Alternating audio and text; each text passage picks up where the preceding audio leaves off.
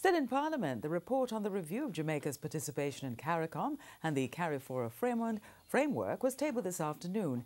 The report was done by CARICOM Commission established by Prime Minister Andrew Holness shortly after he took office in early 2016. The commission was chaired by former Prime Minister Bruce Golding.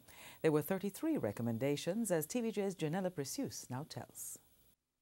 The recommendations call for full free movement of people throughout CARICOM, subject only to exclusions for security and public health reasons, harmonization of customs laws, regulations and procedures, especially for the treatment of perishable goods.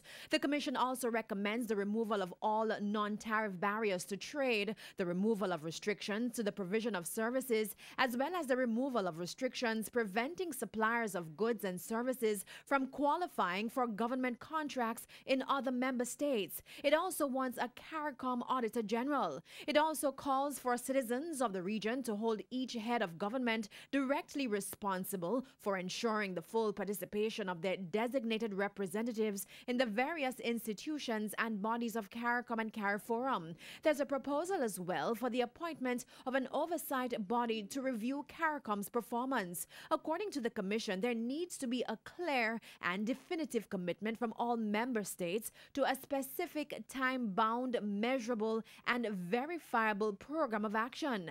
5 years is a recommended time frame. In tabling the report, Prime Minister Andrew Holness said he's carefully noted the recommendations and principles of results-based management and greater public scrutiny. It is always the case that after institutions have existed for some time, they have to be reviewed. We have reviewed them, and we intend to ensure that the institutions of CARICOM work to the benefit and the interest of the people of the Caribbean. While the House is expected to debate the recommendations, Mr. Holness advised it will not stop there. The issue regarding whether or not the other heads have been advised, you would be happy to know, member, that 2 heads of CARICOM participated in this process, and I have been in dialogue with other colleagues about the report.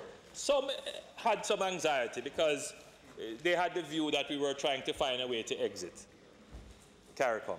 That wasn't the intention, and I have calmed those fears.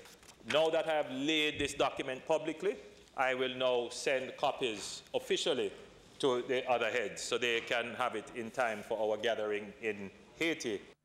Janella Precious, TVJ News.